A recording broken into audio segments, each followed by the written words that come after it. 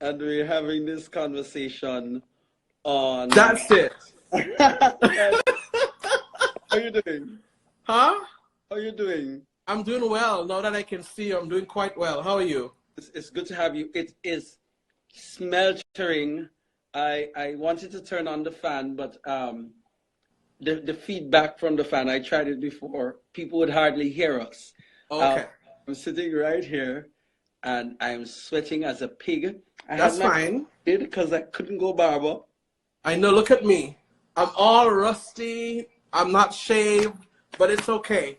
In the Yes, grand scheme of things, it's totally fine. it's fine. And I'm trying to keep the whole social distance, stay at home vibe going.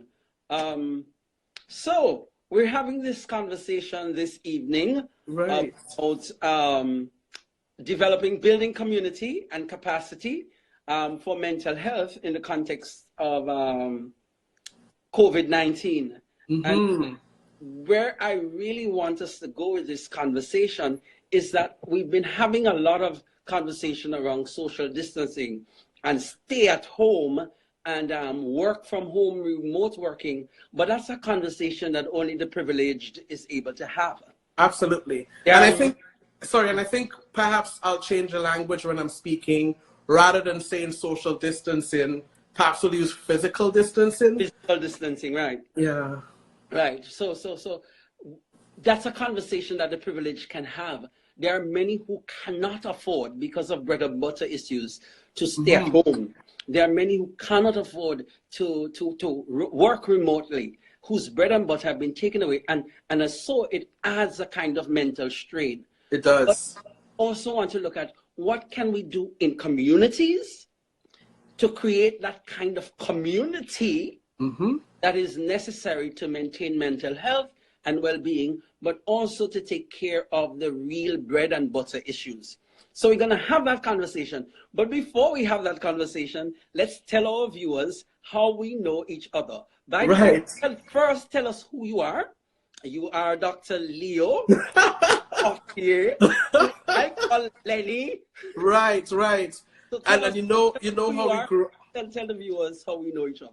Yeah, so you go by Damien and Marcus. I call you Marcus because that's how I know you. Right. Marcus is my cousin, my favorite cousin.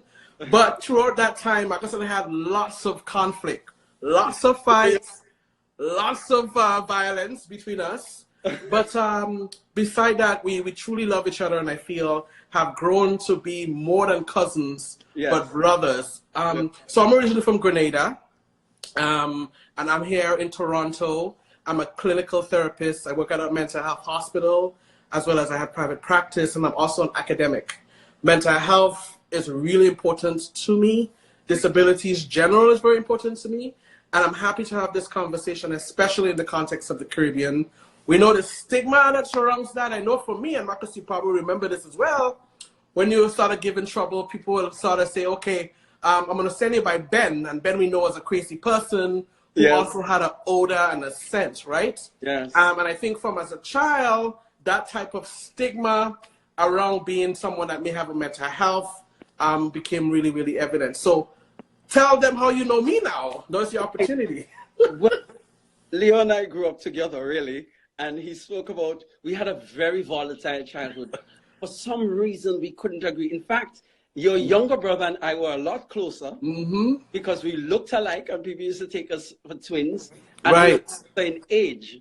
Right? Mm-hmm. I just said that you're older than me. You realize? I am older than you, but not by very many. I think by just about a year or so. Just about a year, right? Yeah. But I do look quite young, don't I? Yes, you do. In fact, you look younger than I do. Right? So we had a very volatile childhood.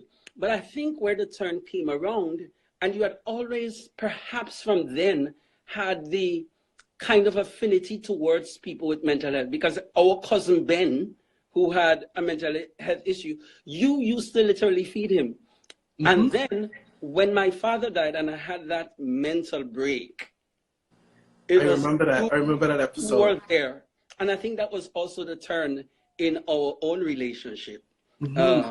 You were there to support and you were there to be there for me. And it was quite an interesting journey from there. and then the both of us went our separate ways. You went to Canada, I came to Jamaica, but we maintained that link over the years. And you've been here quite a number of times. Yeah, and in fact, I had all intentions of coming there in a couple months, but then this COVID-19 thing, because I'm dying to see you. I haven't seen you in a couple of years or so. Yes. But anytime I'm in Jamaica, which I love, oh my God, I remember when you take me to Scotty's in Ocho Rios, and I get the real proper Scott cheese. Yeah. I get the real proper jerk chicken. I was like, oh my God, what I've been getting here in Toronto is garbage compared to real jerk. So I'm not going to come to Jamaica for the food, but food is part of it. But I do intend to come to Jamaica to see you again because I miss you. Yeah. And I love you very much, quite dearly.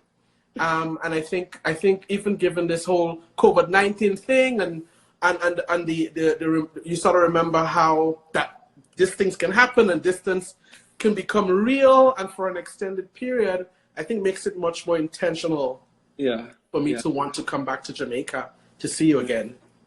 Awesome. And COVID just has thrown all of these plans for community and gathering into a tailspin. Tell me how you're dealing with it there. Mm-hmm.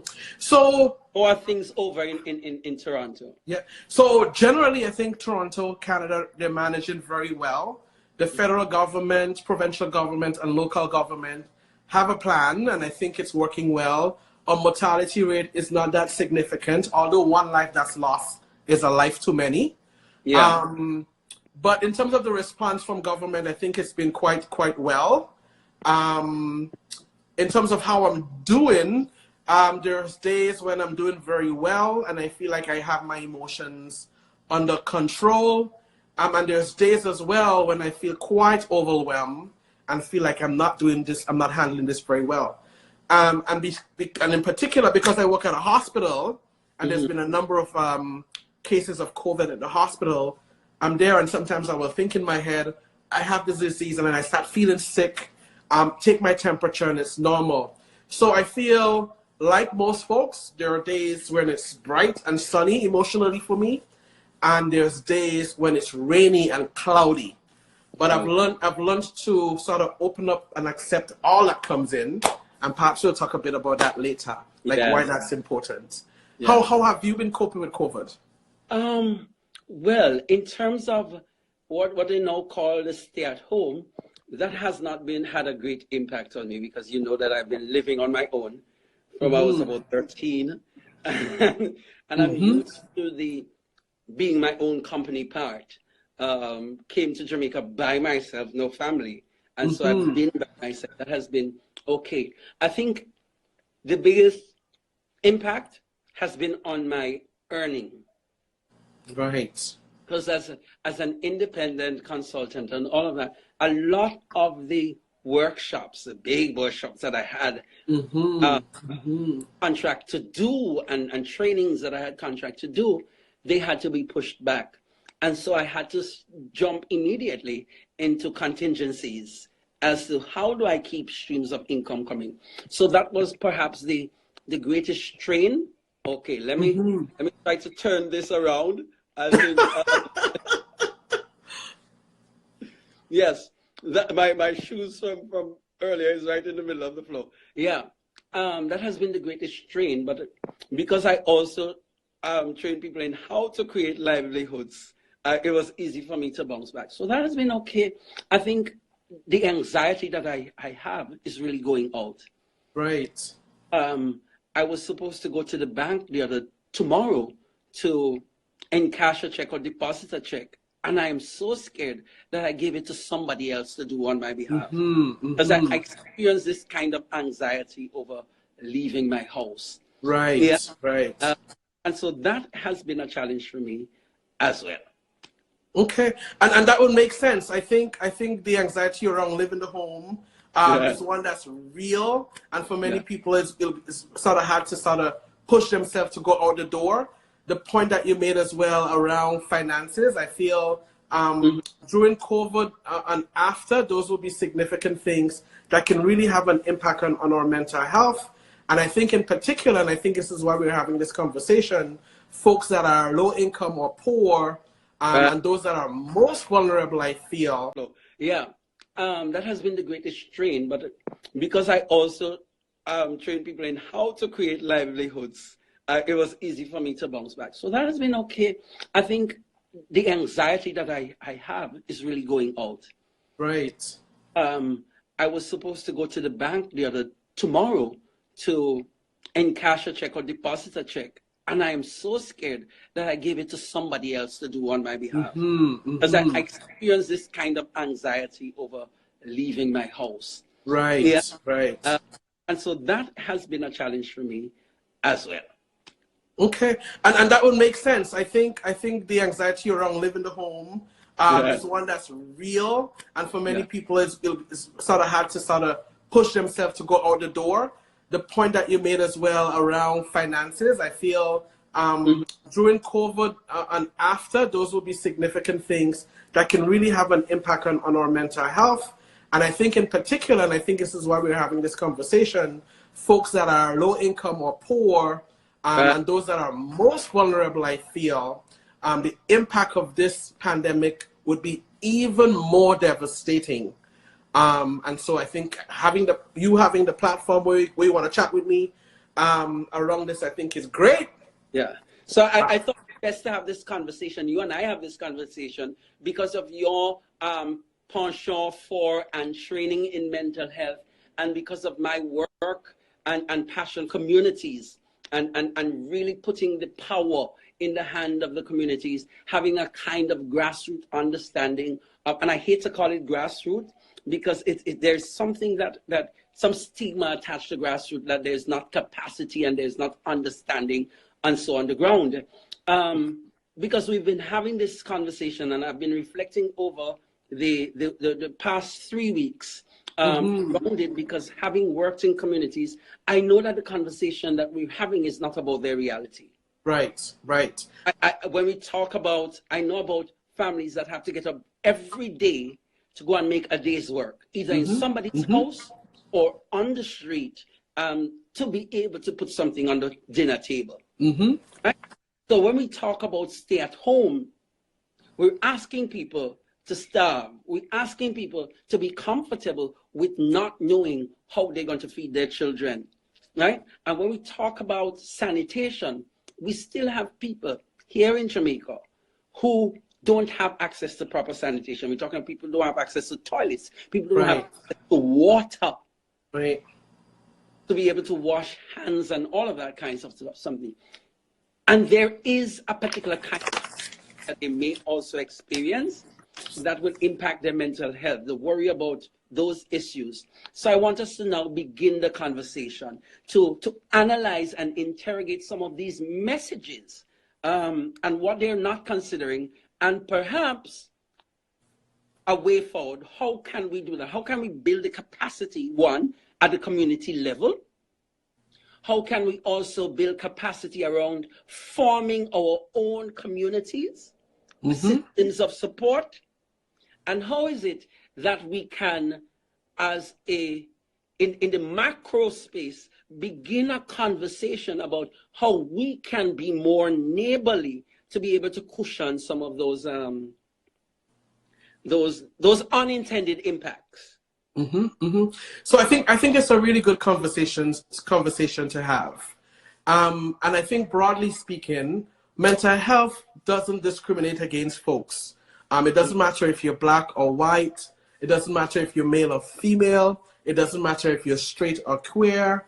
I mean, there's good examples with Prince Charles, and right here in Canada, Sophie Gertrude Trudeau, Justin Trudeau's wife, sort of have got corona, as well as the people that you don't know about. Many local folks, ordinary moms and dads would have corona that you would never hear about.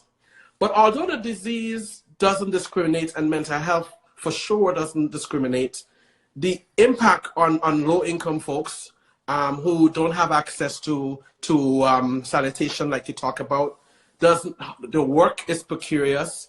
They live in environments that are quite small. Often, if you're low income and you're poor, the space that you're in is very small as it is, where you have sometimes multiple people in a bedroom, you're sharing bathroom, And so you're right, this conversation, although it's coming from a good place and with great intention, Yeah. that there is a need to physical distance or social distance, as they want to put it, it is a privileged conversation. And it is one that I think ignores the reality of lots of low-income folks who obviously don't have the access to sort of have the distance. Yeah. Sorry, want to pipe in? No, I was saying yes. Okay. Agreeing with you. Yeah. By the way, that's the painting behind your head. The painting? I know. And there's a second one I have to put up. It's beautiful, okay. Right? Yes. So, three things. They're talking about avoiding crowds. Now, it's difficult for low-income folks, often who require to be in the market to sell produce and stuff, that requires that big pool of people to make the dollars and cents. So that's sort of removed.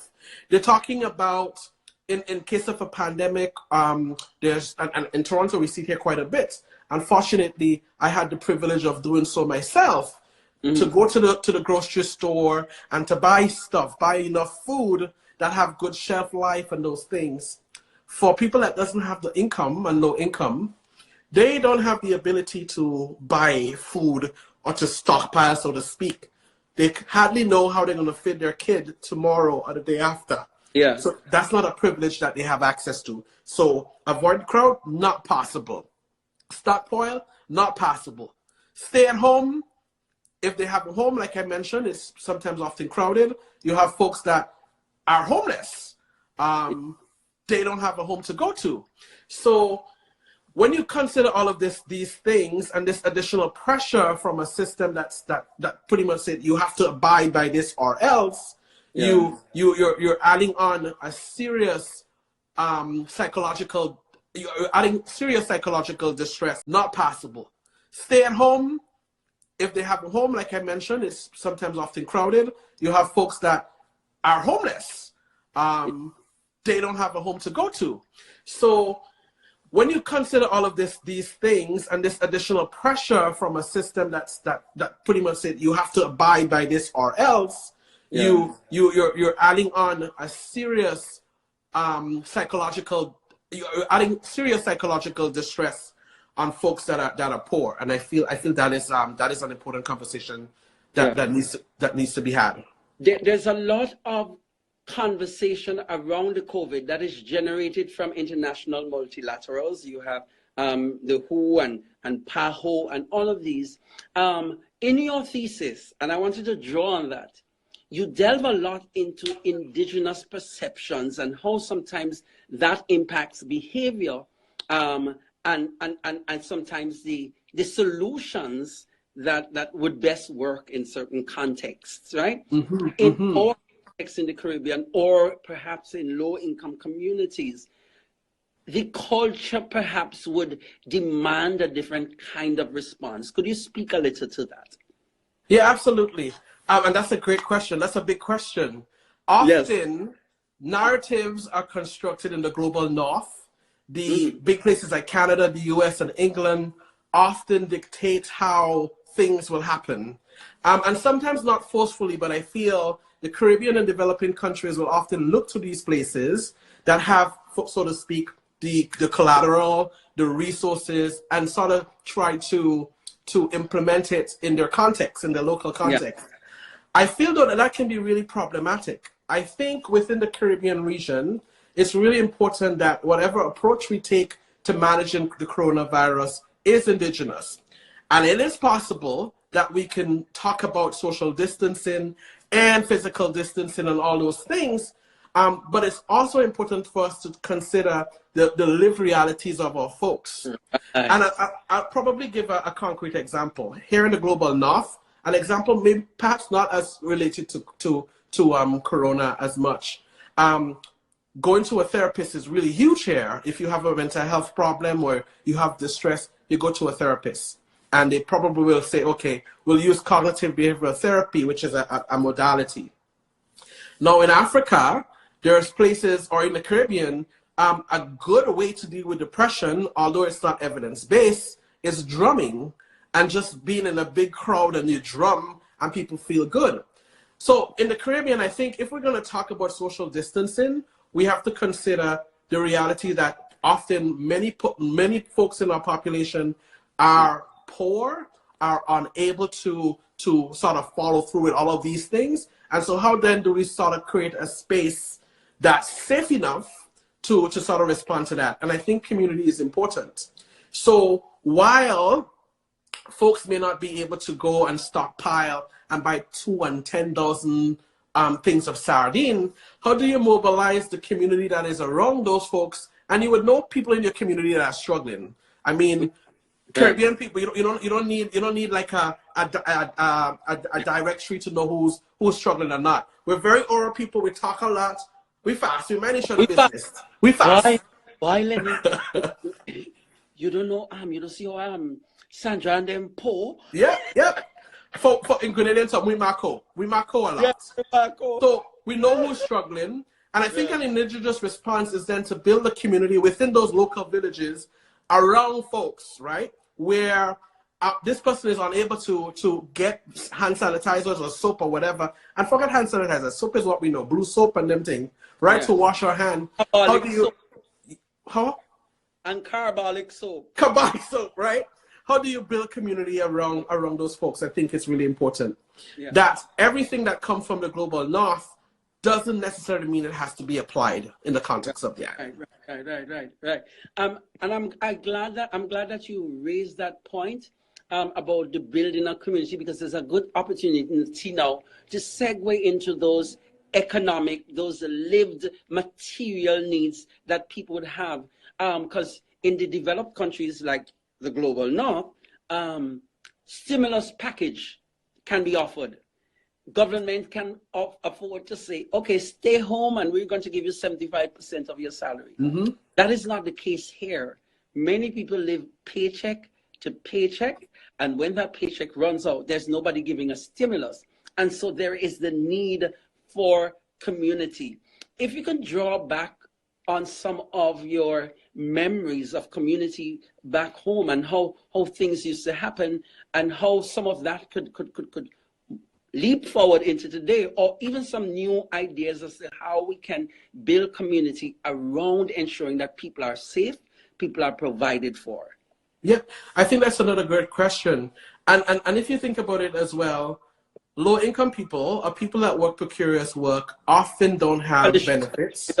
Hey guys, if you're there, hold on, Leo, stick up in. If you're there and you're watching and you have any question, at the bottom of the screen, there are those little boxes with questions. Just put them up there, or any comment. We would see them because it's easier to see them there, and we would answer them or address them. All right, go ahead, Leo. No, that's fine. I was saying people that are low income or working precarious work, often they don't have jobs that give benefit. They don't have sick pay days and those things. And you're right. Here in Canada, it's a rich country. They're able to offer folks unemployment insurance, which we call EI.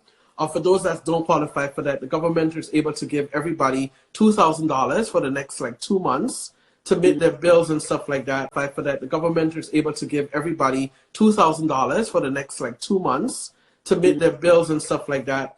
In the islands, we know that's not possible. And I think another practical thing. So they're talking about virtual learning, about it going online, and we're fortunate that we have a cell phone where we can have this conversation right now, and that we have internet. We're privileged to have internet or data. I think they say data in the island. Data where we can have this conversation. There are many folks in the islands, and even here too in Canada, that don't have those privileges.